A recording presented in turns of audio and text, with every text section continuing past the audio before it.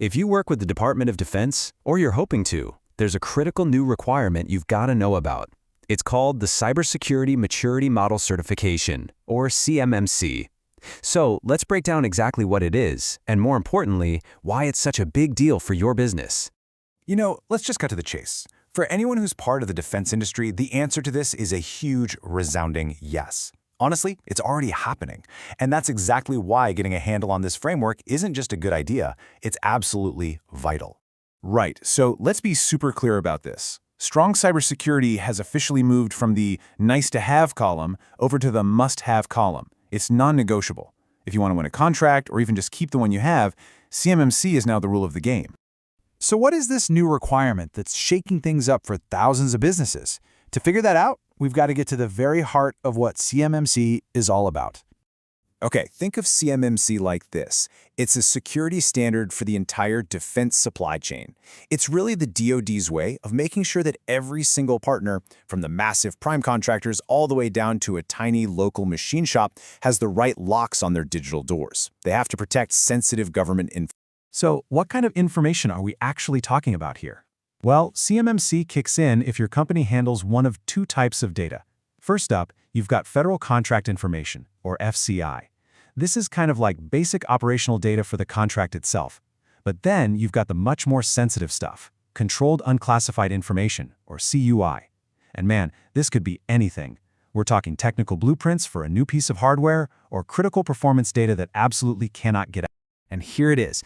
This is probably the single biggest change from the old way of doing things.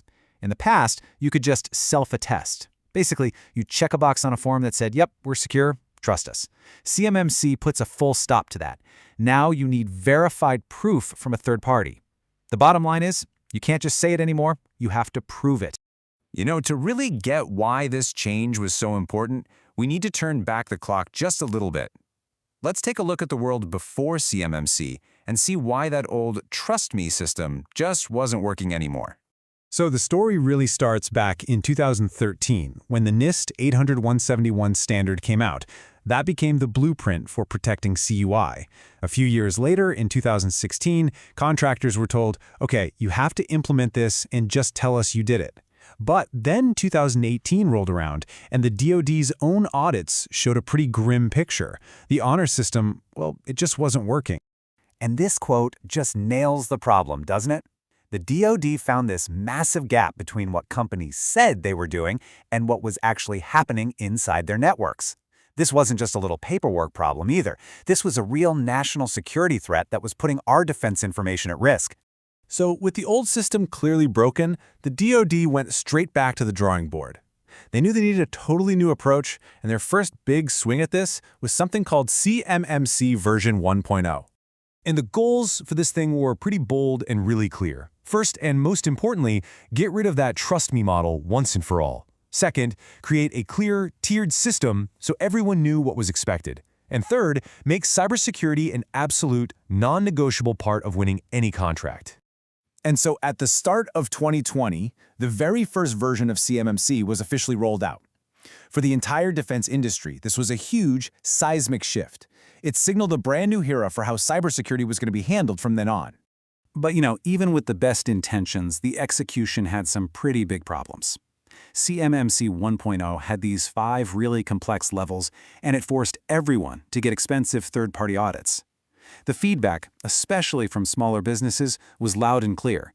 This is just way too complicated and way too expensive for us to handle. So, here's the good news. The DoD actually listened to all that feedback, and that led to a major redesign, which gave us the much more streamlined framework we have today, CMMC 2.0. So, in late 2021, the DoD pulled the curtain back on this new and improved version. CMMC 2.0 was designed from the ground up to be more flexible, way more efficient, and to line up better with standards that people already knew.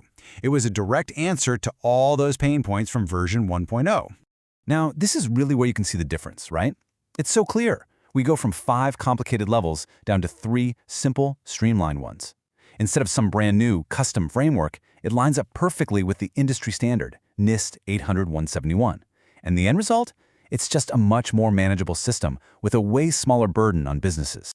All right, so let's dig into those 3 new levels. Figuring out which of these buckets your organization falls into is really the first big step on your compliance journey. So let's take a look. Okay, so at the very bottom, you've got Level 1, called Foundational. This is all about basic cyber hygiene. We're talking 17 key practices, and it's for contractors who only handle that FCI data. Then you take a step up to Level 2, Advanced. This is going to be the most common level for companies handling that more sensitive CUI, and it lines up one-to-one with the 110 controls from NIST 800-171. And finally, at the very top, you have Level 3, Expert. This is reserved for companies working on our nation's most critical defense program.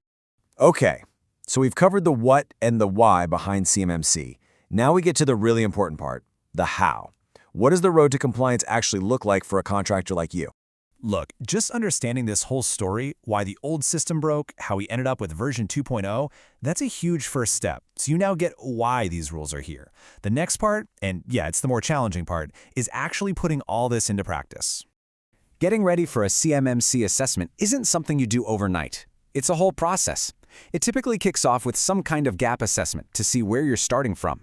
After that, it's all about developing the right policies, actually implementing the technical controls on your network, and then building a plan to stay compliant for the long haul.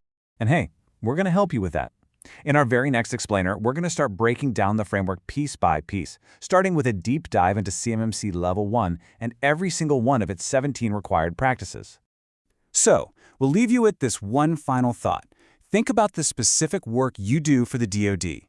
Think about the data you handle every day and the contracts you want to go after in the future. The most important question you can ask yourself right now is this: which CMMC level will your business need to hit?